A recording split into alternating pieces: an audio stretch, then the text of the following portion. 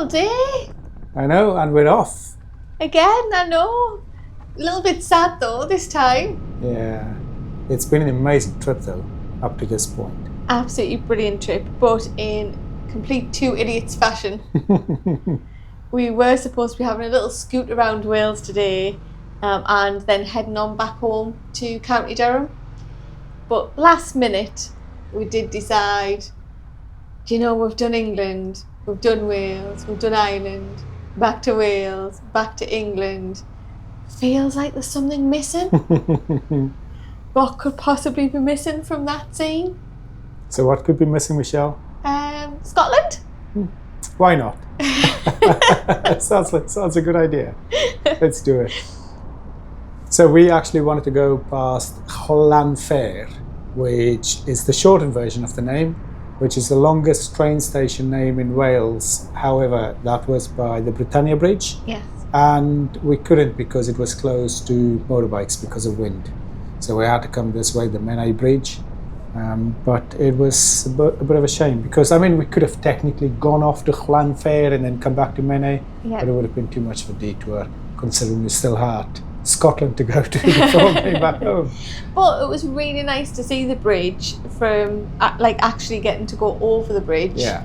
Because last time we saw it from underneath on the last video, so it was nice to see it in both ways. And what a little road it was after. And we'd been over the Menai Bridge anyway, so it was good to come over this one. This is just sort of near Bangor, just not far leaving Wales. And I love that little stretch, eh? Yeah. The whole place was lovely. Coming out of Wales was an absolute pleasure on the morning. So nice little roads, it wasn't too cold. It was not long after sunrise. Yeah. So it was a really, really lovely little ride coming out of Wales. And like I say, brilliant to get to see the bridge from upper height. Upper height. Upper height. That's the technical term, if you ever wanted to know. And now we know. Last time we were unsure, but that was the world's longest suspension bridge when it was made. Say that again in a hurry.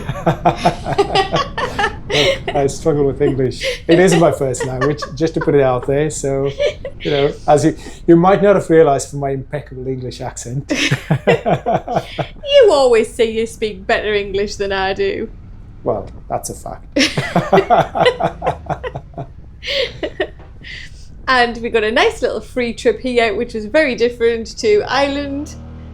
He had to just scan us through because it's free for motorbikes. Even though we were in the wrong lane. Oh, were we? Is that why we had to get scanned through? Yeah, that's what he was saying to us. I went to the attended lane thinking, well, he's going to have to lift the barrier, but actually there's a dedicated lane on the other side that we could have gone to.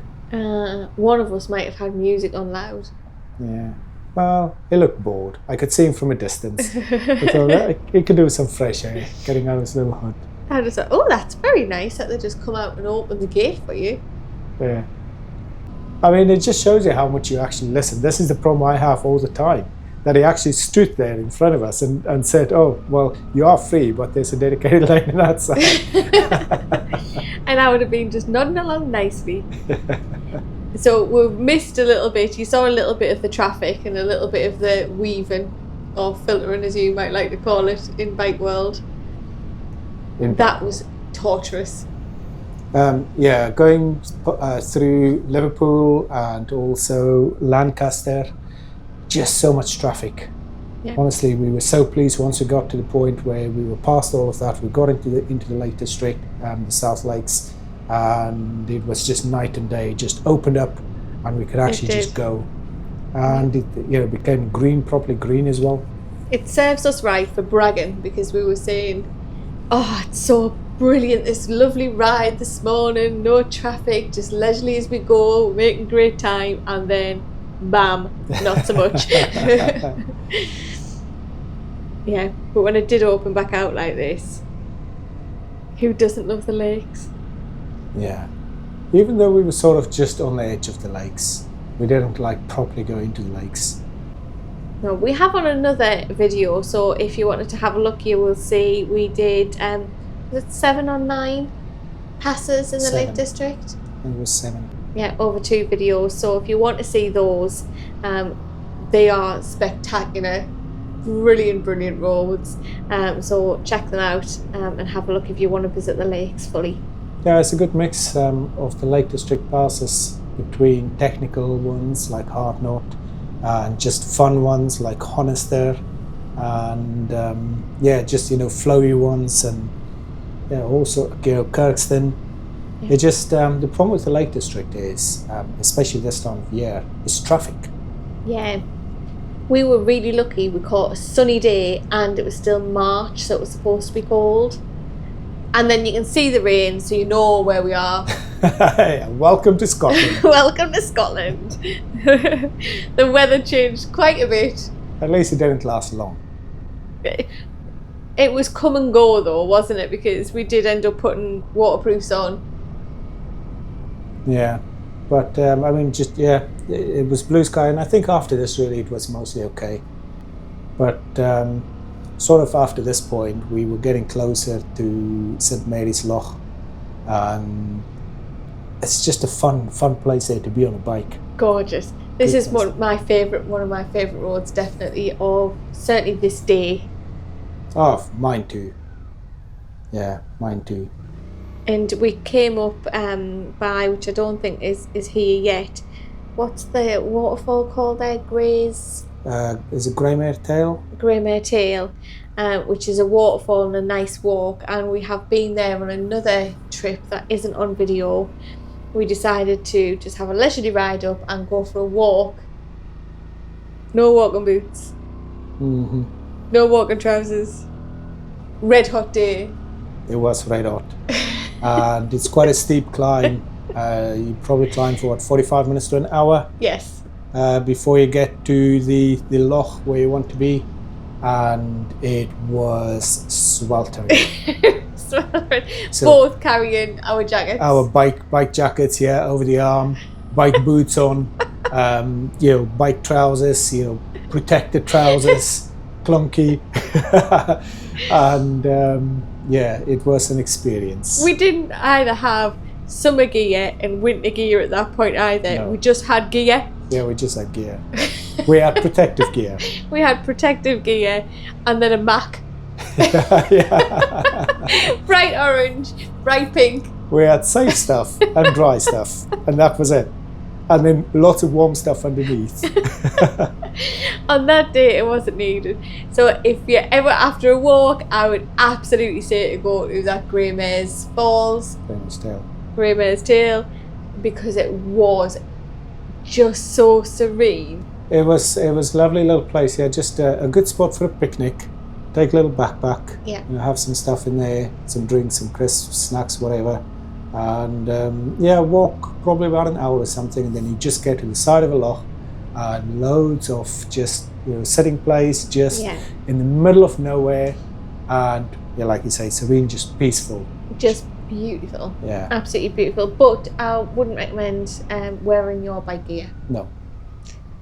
So there's a good tip, not that you would need it. I would imagine, because you're not an idiot. Or you don't have the attitude of, it'll do, it'll be fine, it'll be fine. We'll just do it. I don't even think we say that out loud. We just think that now. It's just what we do. Yeah, it'll be fine. It'll be fine. Yeah, you did learn from that though, because you wouldn't do the Lake District walk in your bike boots. Yeah, but that was after the Isle of Harris, where the 2.5 hour walk or something like that. It killed my feet. Yeah, and I had a few blisters as well, but I did have the right size boots for me. My boots are the right size. On the other walk. They just, on the Lake District one. Yeah. Yeah. Turns out my feet won't fit into my son's boots. Who knew? Well, now your feet won't still fit into your son's boots because they're too big. With his size 11. Yeah, he's now sprouted up and he's now got bigger boots than me. And this is all just in space of about 6 months. Look at that road. It was bumpy though. Yeah, it's a bad surface in this road, but it is a fun road. Again, just in the middle of nowhere. Yeah. Just you, some sheep and some curves, and plenty potholes. He wanted to be Sunday lunch. Yeah, my mouth is watering just at the sight of seeing him again. We didn't eat him for lunch for any vegans or vegetarians out there. Well, it's maybe only because there wasn't enough space in the top box. We didn't catch him. Yeah, he ran away too quickly. But it was close. It was close. It was. So this is St Mary's Loch. So, well, actually no, this is Loch of the Lows.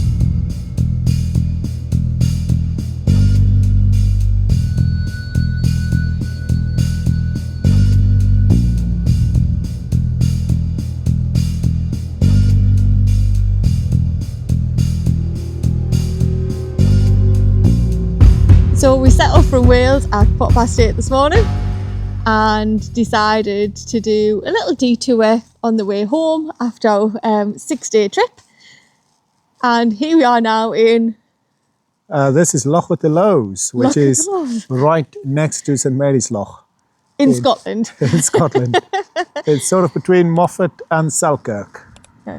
It would be a little bit rude to miss Scotland out when we've been England, Wales and Ireland. Yeah.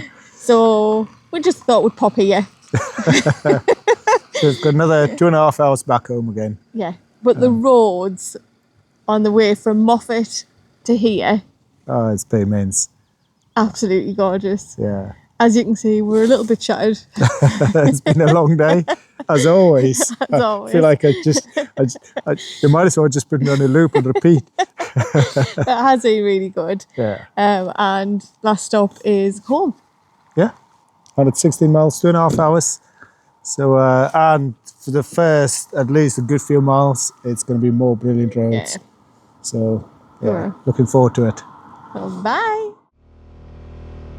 So we're on the home stretch now. Another 2.5 hours or something. Mm-hmm. And as much as it was sad to be leaving, and our trip was finished, it was still nice, the thought of being home. And as always, milky coffee. You're addicted to milky coffee. I am addicted to milky coffee. But it was still, as much as we were a little tired, the roads were still worth it. Yeah, I've been looking forward to this stretch in particular, all the way from Wales. This is just such a fun stretch of road. So this is just going away from St Mary's Loch towards Selkirk, really.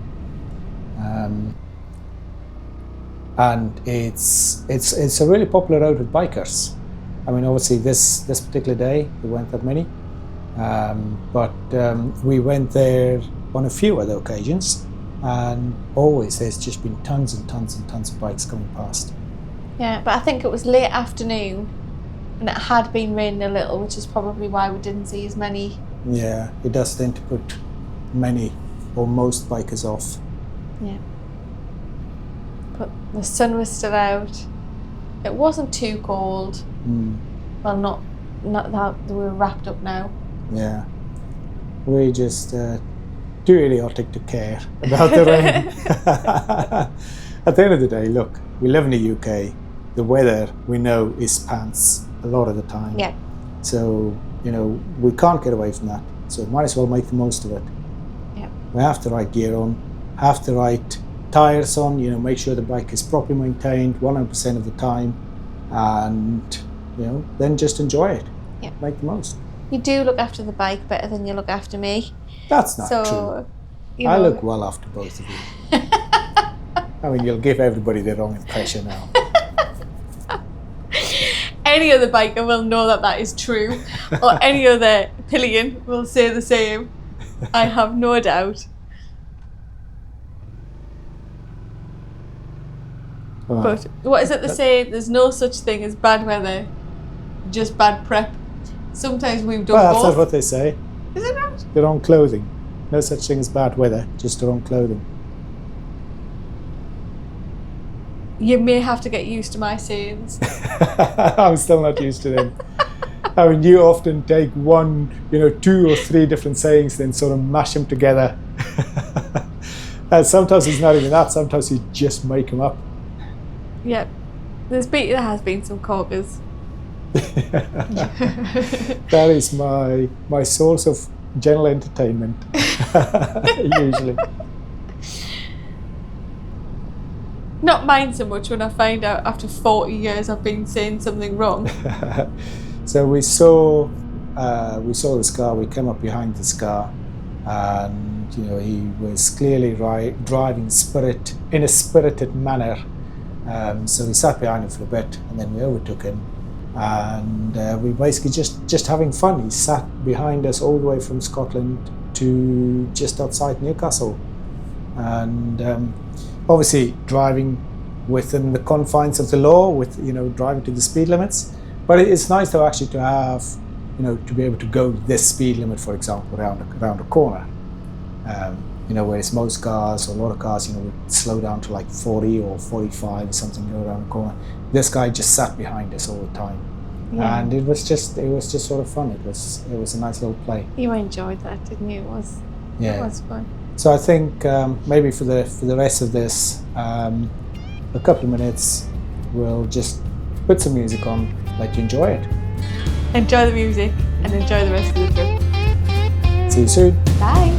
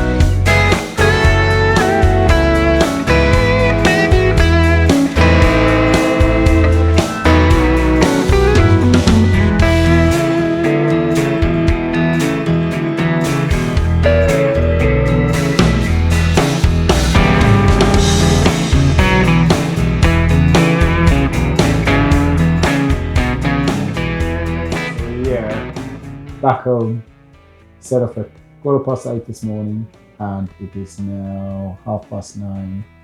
We got back at 9:30, and 1,505 miles from here to Wales, to Ireland, back to Wales, back through England to Scotland, back to England. Today's been a long day, but a really good day. And the whole trip has just been absolutely immense, absolutely fantastic. So definitely recommend Ireland. Yeah, 100%. There's so much more to see then. Oh, absolutely. We didn't get to see that much of it. No. Really, just a small amount. So no. Wild Atlantic Way next, maybe. Yeah. So the distance we did now is just about 100 and odd miles shorter than the actual Wild Atlantic Way. Yeah. But highly recommended. Yes. So the bit we saw of Ireland was probably the best bit of Ireland. I mean, how could it get better than that? I'm not quite sure. It's got a tough beat now. Yeah, I'm sure we'll find out, because as well, even when you travel the same roads, it's like Scotland. We've been along that road or some of that road a few times before, but still every time it's so good. catches the breath.